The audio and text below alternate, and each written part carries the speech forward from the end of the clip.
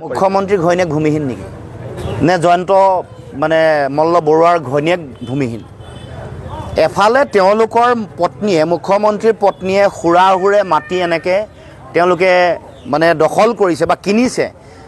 তেওঁলোকৰ লগত থকা মন্ত্ৰীৰ পত্নীয়ে নামে বেনামে মাটিও তেওঁলোকে গিলিছে গ্ৰহণ কৰিছে বা কিনিছে সম্পত্তি বিভিন্ন ধৰণে তেওঁলোকে ঘটিছে কিন্তু আমাৰ যিসকল মানুহে ভূমিহীন হৈ আছে বা থলগিৰি খিলঞ্জীয়া ভূমিপুত্ৰ মানুহ যিসকলে মাটি তেওঁলোকে দখল কৰি আছে মুখ্যমন্ত্ৰীয়ে যোৱা নিৰ্বাচনৰ আগত কি কৈছিলে পিজিআৰ আৰু ভিজিআৰ যিসকল খিলঞ্জীয়া মানুহ আছে তেওঁলোকক নিৰ্বাচন যোৱাৰ পাছতে ভূমিৰ পট্টা দিব এতিয়া দিলে নেকি নিদি উচ্ছেদ কৰিছে ৰামদেৱক দিব পাৰে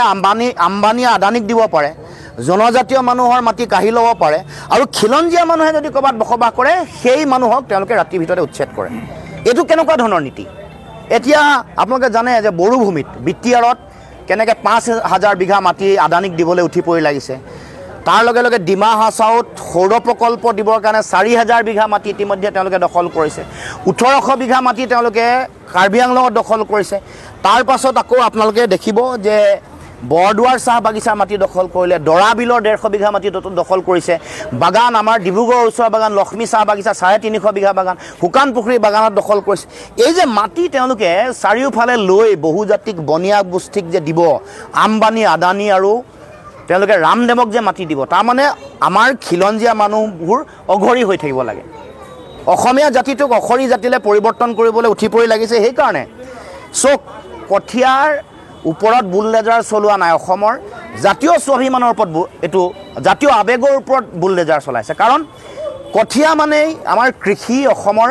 জাতীয় জীৱনৰ লগত জড়িত জাতীয় অৰ্থনীতি জাতীয় জীৱন আমাৰ সংস্কৃতি আমি বিহু কৃষি নিৰ্ভৰ এটা সংস্কৃতি অসমৰ লোক সংস্কৃতি সকলো কৃষি নিৰ্ভৰ আমাৰ সমাজ আমাৰ অৰ্থনীতি আমাৰ সংস্কৃতি আমাৰ জীৱন আমাৰ জীৱিকা আমাৰ প্ৰমূল্য সব কৃষিৰ ওপৰত নিৰ্ভৰ কৰে তাৰমানে লহপহকৈ বাঢ়ি অহা যদি কঠীয়াতলিত তেওঁলোকে এনেকৈ বুলডেজাৰ চলাইছে জানি ল'ব যে অসমীয়া জাতি অসমৰ কৃষ্টি সংস্কৃতি অসমৰ মাটি ভেটি অৰ্থনীতিৰ ওপৰত এনেকৈ অসমৰ সমাজৰ ওপৰত এনেকৈ বুলডেজাৰ চলাইছে তাৰমানে এইটো আৱেগ সেইকাৰণে আমি গ্ৰহণ কৰা নাই কোনো কাৰণতে গ্ৰহণীয় নহয় এই একেবাৰে লহপহকৈ বাঢ়ি অহা কঠীয়াতলি এখনৰ এদিন সময় দিব নোৱাৰে মানে কাজি নেমুৰ বাগান এখন ৰাতিৰ ভিতৰত নেমু ছিঙিব নিদিয়াকৈ তাৰ ওপৰত বুলডেজাৰ চলাই দিছে এইটোৱে মাইণ্ডছেটটো অসম চৰকাৰৰ অসমৰ মুখ্যমন্ত্ৰী হিমন্ত বিশ্ব শৰ্মাৰ যিটো মানসিকতা সেই মানসিকতা প্ৰতিফলিত কৰিছে গতিকে ইয়াৰ কেৱল মাত্ৰ মানে গৰিহণা নিন্দাৰ ভাষা নাই এই কথাই মুখ্যমন্ত্ৰীয়ে তেওঁৰ মানসিকতা জাহিৰ কৰিছে আমি কৈছোঁ যে অসমৰ খিলঞ্জীয়া মানুহৰ অধিকাৰ সুৰক্ষিত হ'বই লাগিব মামাৰ মাটি ভেটি ককা আজু ককাই দি থৈ যোৱা মাটি ভেটি আমাৰ হ'ব লাগিব ইয়াত কোনো তেওঁলোকে আম্বানী আদানী ৰামদেৱক দিবলৈ ষড়যন্ত্ৰ কৰিব নিজে শ বিঘা মাটি দখল কৰিব সেই কথা গ্ৰহণীয় নহয় আমাৰ প্ৰশ্ন এইটোৱেই যে তেওঁলোকৰ পত্নীসকলে দখল কৰা মাটিবোৰ কেতিয়া উচ্ছেদ কৰিব এইটো অসমৰ ৰাইজে জনাব লাগে